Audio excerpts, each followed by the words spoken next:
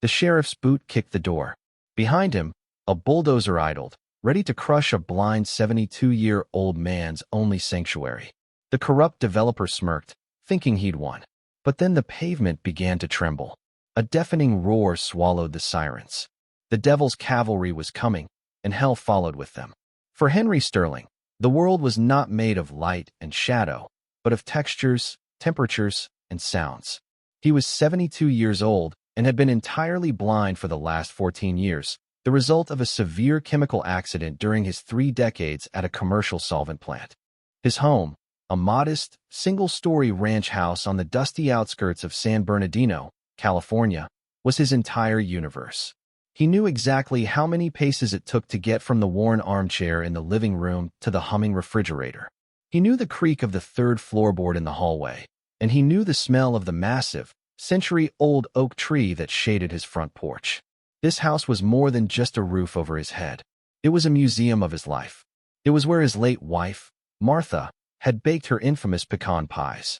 It was where his only son, Tommy, had grown up.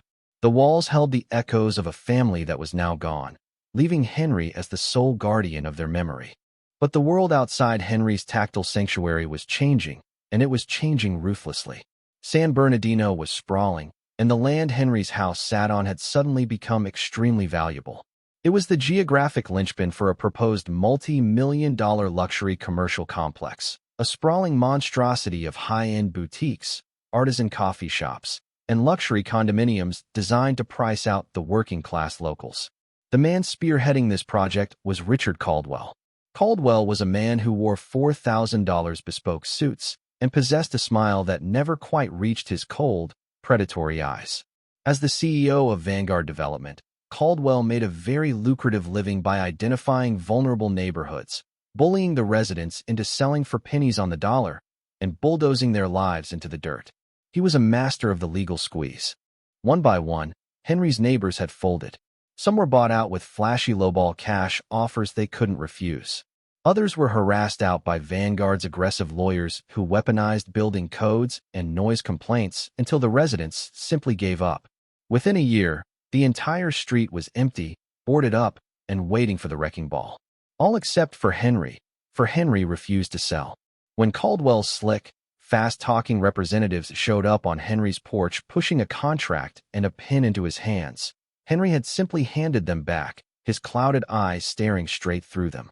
"This house isn't for sale," he had said, his voice gravelly but firm. "My wife's ghost lives in these walls. You don't have enough money to buy her out." Then came the kill shot. Because the fines went unpaid, the city placed a lien on the property. Through a shell company, Caldwell purchased the debt. Legally, the Vanguard CEO now held the keys to Henry's destruction. He fast-tracked a foreclosure and eviction notice through a sympathetic local judge. The legal machinery moved with terrifying, orchestrated speed. Henry never saw the eviction notice, of course. He only heard the sharp, aggressive knock of Deputy Hodges, a local cop who moonlighted as private security for Vanguard, and felt the cold, stiff paper being slapped into his hand. "You've got 48 hours, old man," Hodges had sneered, leaning in close so Henry could smell the stale coffee and chewing tobacco on his breath. "Friday morning at 8 a.m., the dozers are rolling in. If you're not out, we're dragging you out. Caldwell wants this lot leveled before lunch."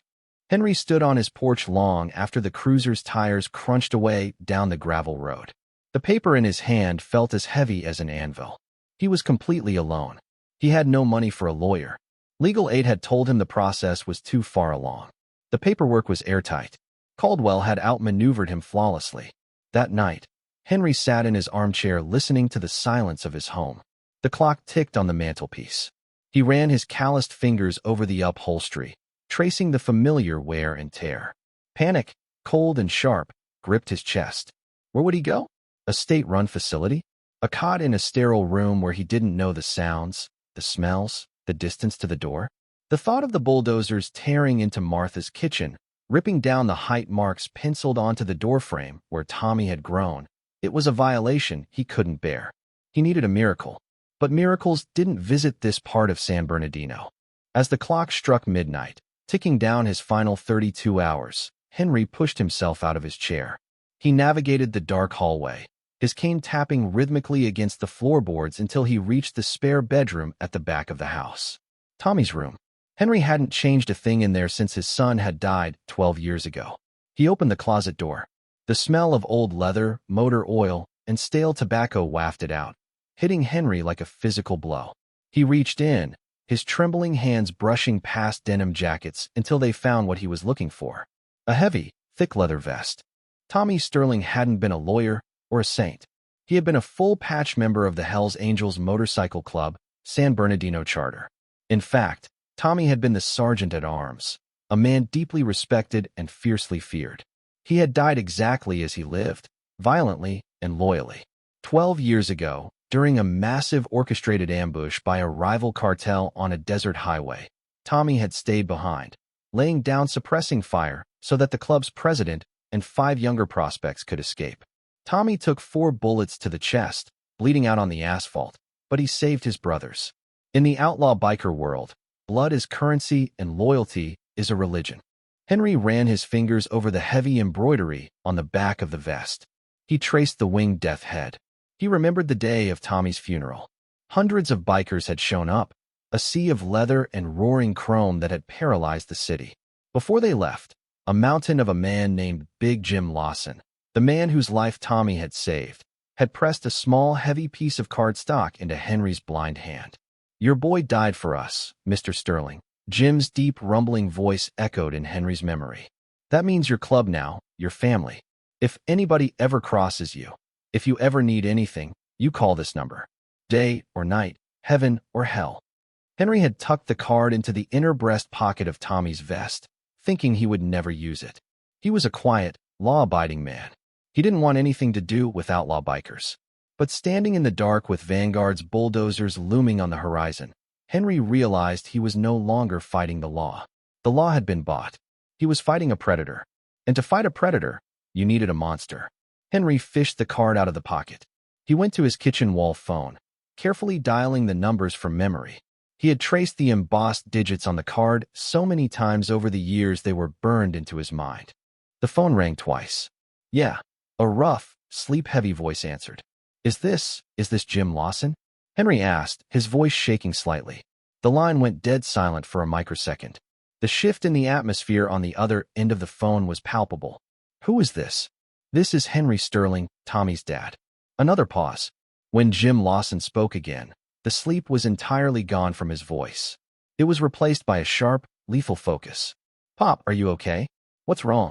"They're taking the house, Jim," Henry whispered, a single tear escaping his blind eyes, carving a hot path down his weathered cheek. "A developer named Caldwell. He bought the city. They're coming with bulldozers tomorrow morning at 8 a.m. I have nowhere to go." Henry heard the sound of a heavy chair scraping against the floorboards on the other end, followed by the muffled sound of Jim shouting to someone in the background. "Wake the charter up. Now. Pop, listen to me." Jim's voice returned to the receiver, low and absolute. "You stay in that house. You lock the doors. You make yourself a pot of coffee, and you wait. Do you understand me?" "Jim, there are police involved. Hodges, the deputy. I don't give a damn if it's the National Guard," Jim growled. "Nobody touches Tommy's house. Hold the line, Pop. We're coming." The line clicked dead. Thursday passed in an agonizing blur of anticipation. Henry packed nothing. If he was going down, he was going down with the ship. Friday morning arrived with the biting chill of a California winter. At exactly 7:45 a.m., Henry, sitting in his armchair, heard the heavy grinding treads of a Caterpillar D9 bulldozer rolling down his street. He heard the screech of air brakes as a flatbed truck parked out front. Then came the slamming of car doors. Outside, Richard Caldwell stepped out of his sleek black Mercedes, adjusting his silk tie. He looked at the modest, peeling house with profound disgust. Flanking him was Deputy Hodges and 4 private security contractors wearing tactical vests. Behind them, the massive yellow bulldozer idled, expelling thick plumes of black diesel smoke. It started as a vibration, a low, rhythmic tremor that seemed to emanate from the very bedrock of the earth. Caldwell paused, looking down at his polished leather shoes. The loose gravel in Henry's driveway began to dance and skip. Then came the sound. It wasn't the sound of traffic. It was a guttural, mechanical roar, deep and terrifying, swelling over the horizon like a metallic tsunami. The air itself began to vibrate. The bulldozer's engine noise was entirely drowned out. "What the hell is that?" Hodges muttered, lowering his leg, his hand instinctively dropping to his holstered firearm. Caldwell turned around, looking down the long, two-lane road that led to Henry's neighborhood. His breath caught in his throat. The color drained completely from his arrogant face. Coming over the crest of the hill, blocking out the morning sun, was a wall of chrome, black leather, and glaring headlights. It wasn't 10 motorcycles. It wasn't 50. It was a legion. Thousands of Hell's Angels riding two abreast in a column that stretched back as far as the eye could see. The thunder of 3,000 V-twin engines hit the Vanguard crew like a physical shockwave. Jim Lawson hadn't just called the San Bernardino charter. He had invoked a club-wide emergency. He had called Oakland. He had called Los Angeles. He had called charters from Nevada and Arizona. They had ridden through the night, a massive, unified army converging on one point for one man. Henry sat in his living room, feeling the shock waves rattle his teacups in the cupboards. He couldn't see the army that was descending upon his street, but he could feel them. The sheer, overwhelming power vibrating through the floorboards traveled up his cane and into his hands. A slow, defiant smile spread across the blind man's face. Tommy's brothers had arrived. The procession was not just a show of force, it was a masterclass in psychological warfare. The roaring river of motorcycles poured down the two-lane street, a relentless, deafening tide of heavy American steel. The ground shook so violently that the windows of Caldwell's Mercedes began to rattle in their frames. The air, previously thick with the acrid smoke of the bulldozer, was instantly replaced by the raw, intoxicating scent of high-octane fuel, burning rubber, and hot engine oil. Caldwell stood frozen, his bespoke suit suddenly feeling like a straitjacket. He watched in absolute, paralyzing horror as the bikers arrived. They did not shout. They did not brandish weapons. They simply maneuvered with terrifying, military-like precision. The lead rider, a colossal man sitting astride a custom, matte black Harley-Davidson Road Glide, signaled with a raised, gloved fist. Immediately, the column split. Hundreds of bikers peeled off to the left and hundreds more to the right. They drove their heavy machines directly over the curb, tearing through the overgrown weeds and completely encircling Henry's property line. They parked tire to tire, an unbroken, impenetrable fence of metal and muscle. Behind them, the street completely disappeared under a sea of leather. The bikers turned off their engines in rolling waves.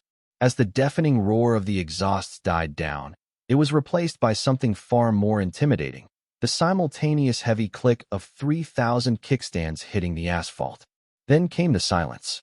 A heavy, suffocating silence. 3,000 men crossed their arms. 3,000 pairs of eyes, hidden behind dark sunglasses, fixed in a dead stare on Richard Caldwell, Deputy Hodges, and the four trembling private security contractors. Deputy Hodges, whose bravado had completely evaporated, instinctively reached for his radio. "Dispatch, this is Hodges," he stammered, his voice cracking. "I need backup at the Sterling residence. Immediate backup. We have a massive 1031 situation. I'm surrounded by thousands of Hodges. This is dispatch." The radio crackled back, the operator sounding absolutely terrified. The chief ordered a strict stand down. State police have blocked the highway exits to prevent more from entering the county. We are not, repeat, we are not sending patrol cars into a Hell's Angels club-wide mobilization. You are on your own. Do not provoke them. Acknowledge. Henry. A deep, rumbling voice spoke from the bottom of the steps. Henry's clouded eyes widened. A smile, fragile but immensely relieved, broke across his weathered face. "Jim? Is that you, son?" "It's me, Pop," Jim said, his massive hand reaching up to gently grip Henry's trembling shoulder. "I brought a few of Tommy's brothers with me. Hope you don't mind the noise." "I've never heard a more beautiful sound in my entire life," Henry whispered, his voice thick with unshed tears. Caldwell, finally finding a shred of his corporate arrogance, stepped forward. His face was flushed crimson with rage and terror. "Now you listen to me," Caldwell shrieked, pointing a manicured finger at Jim. "I don't care what kind of motorcycle gang you are. I have a legal right to this land. I own the debt. I have a court-ordered eviction notice. And if you don't clear out right now, I will have every single one of you arrested for federal trespassing." Big Jim slowly turned around. He looked down at Caldwell with the kind of expression a man might reserve for a cockroach on his kitchen floor. "You don't own a damn thing, suit," Jim rumbled, his voice low enough to make the hairs on the back of Hodges's neck stand up. "I have the paperwork right here," Caldwell yelled, waving a manila folder in the air. "The law is on my side. The bulldozer is pushing this house into the dirt today." At the mention of the bulldozer, Jim casually glanced over Caldwell's shoulder at the massive yellow machine. Sitting in the operator's cab was a man named Danny, a Vanguard contractor. Danny looked out the window, realizing that he was currently the only man sitting above a crowd of 3,000 heavily patched, extremely angry outlaw bikers. Jim didn't say a word. He simply stared at Danny and gave a slow, deliberate nod toward the street. Danny swallowed hard. He reached up, killed the engine of the bulldozer, threw his hard hat onto the passenger seat, climbed out of the cab, and sprinted down the street, pushing his way through the wall of bikers to escape. "Get back here, you coward," Caldwell screamed, his voice pitching into hysteria. He turned back to Hodges. "Arrest them. Arrest him right now." Hodges took 2 steps backward, his hands held up in surrender. "I'm not dying for your strip mall, Richard. I'm out. You think you can just bully me?" Caldwell spat, breathing heavily, trying to maintain his ground. "You think intimidation changes the law? The city placed a lien of $34,000 on this property. Unpaid blight citations. Vanguard Development bought that lien. The foreclosure is signed by a judge. This is a legally executed eviction. You can stand here all day, but Henry Sterling no longer owns this house." "You're right about one thing, Mr. Caldwell," a smooth, cultured voice echoed from the front line of bikers. The wall of leather parted. Out stepped a man who looked like an absolute contradiction. He wore the heavy leather cut of a full-patched Hell's Angel, but underneath it, he was wearing a pristine charcoal gray tailored 3-piece suit. He carried a sleek black leather briefcase. This was Wyatt Miller. In the biker world, he was known as the Shark. He was a graduate of Stanford Law, a ruthless corporate litigator, and the club's top legal counsel. Wyatt walked up the driveway, adjusted his silk tie beneath his club patches, and popped the latches on his briefcase. "We are well aware of the municipal lien placed on Mr. Sterling's property," Wyatt said, his tone dripping with professional condescension. "In fact, we spent all night doing a deep forensic audit of Vanguard Development's municipal dealings. It's amazing what a team of paralegals can find when they are highly motivated." Caldwell blinked, thoroughly thrown off balance. "What are you talking about?" Wyatt pulled out a thick stack of documents. "I'm talking about the fact that Vanguard Development utilized a shell company, Apex Holdings, to buy Mr. Sterling's debt. A shell company that, according to these bank records, has been funneling illegal kickbacks to a city building inspector named Gary Higgins to falsify blight reports on targeted properties." Caldwell's face went from crimson to a ghostly, sickly pale. That is slander. Those are fabricated lies." "Oh, Gary didn't think so," Wyatt smiled thinly. "When a dozen of my associates knocked on Gary's door at 3 o'clock this morning to kindly ask him about these signatures, he was incredibly cooperative. In fact, he was so cooperative, he signed a sworn affidavit confessing to the extortion racket. An affidavit that we emailed to the district attorney, the FBI field office in Los Angeles, and the California Attorney General exactly 20 minutes ago." Hodges, hearing the word FBI, immediately unclipped his deputy badge from his belt, dropped it directly into the dirt, and briskly walked away down the street, disappearing into the crowd. "However," Wyatt continued, raising a finger to silence Caldwell's sputtering protests, "the lien itself, despite being fraudulently obtained, is currently still on the county ledgers. And as a law-abiding motorcycle club, we respect the ledger." Wyatt turned and nodded to 2 massive bikers standing near Jim Lawson. They walked forward carrying heavy black canvas duffel bags. They unzipped the bags, turned them upside down, and shook them. Cascades of cash, $100 bills, 50s, 20s, crumpled 10s, and dirty 5s spilled out onto the dirt at Caldwell's expensive Italian leather shoes. It was a chaotic mountain of paper. $34,218, Wyatt announced loudly. The exact amount of the debt, paid in full in cash on behalf of Henry Sterling. "We crowdsourced it from the Brotherhood. As of exactly 8:01 a.m., the debt is satisfied. The foreclosure is legally null and void. The eviction is canceled. Caldwell stared at the pile of money, his jaw trembling. His multi-million-dollar project, his reputation, his entire oeuvre was unraveling in the span of 5 minutes on a dusty driveway. "You think this stops me?" Caldwell hissed, a desperate, cornered animal. "I own the 40 acres behind this house. I'll build right around him. I'll box him in. I'll build a loading dock right against his bedroom window. I'll make his life a living hell." Wyatt actually laughed. It was a cold, sharp sound. "You really should check your emails, Richard." Wyatt pulled one final piece of paper from his briefcase. It was a land deed. "You see, Vanguard Development had an option to buy those 40 acres from the city, but you never finalized the escrow because you were waiting to bulldoze Henry's lot first to save on grading costs. Huge mistake. Because at 6 a.m. today, when the county clerk's office opened, a private religious organization swooped in and purchased those 40 acres for cash at 20% above market value." Caldwell's eyes widened in horror. "What private religious organization?" Big Jim Lawson stepped forward, towering over the broken developer. He flashed a wicked, terrifying grin, his gold tooth catching the morning sun. "The Church of the Hells Angels, San Bernardino Charter," Jim rumbled. "We've been looking for a place to build our new West Coast mega clubhouse. Going to have a massive garage, an outdoor concert stage, and a shooting range right about where you wanted to put your artisanal coffee shop. We figure Henry here won't mind the noise." Caldwell was entirely defeated. His knees buckled slightly. He looked at the mountain of cash, then up at the unbroken wall of thousands of bikers who were now smirking, chuckling, and revving their engines in a unified chorus of mockery. He had tried to crush a helpless old man, and in doing so, he had summoned the very devil himself. Caldwell turned, stumbled to his Mercedes, and got in. He backed out of the driveway so fast he nearly tore the bumper off, fleeing down the street as the massive crowd of bikers parted just enough to let him escape in absolute disgrace. The roar of the crowd was deafening. Bikers cheered, raising their fists into the air. On the porch, Henry Sterling stood entirely still, overwhelmed by the sheer magnitude of what had just occurred. He felt Big Jim's arm wrap around his shoulders again. "They're gone, Pop," Jim said softly, his deep voice carrying over the cheers of his brothers. "The land is ours. The house is yours. And it's going to stay yours until the end of time." Henry reached up, his trembling fingers finding the heavy leather of Jim's vest, feeling the embroidered letters of the club that had just saved his life. He couldn't see the army of chrome and steel that filled his neighborhood, but in his mind's eye, it was the most beautiful sight in the world. "Thank you," Henry whispered, tears freely falling down his cheeks. "Tommy would be so proud."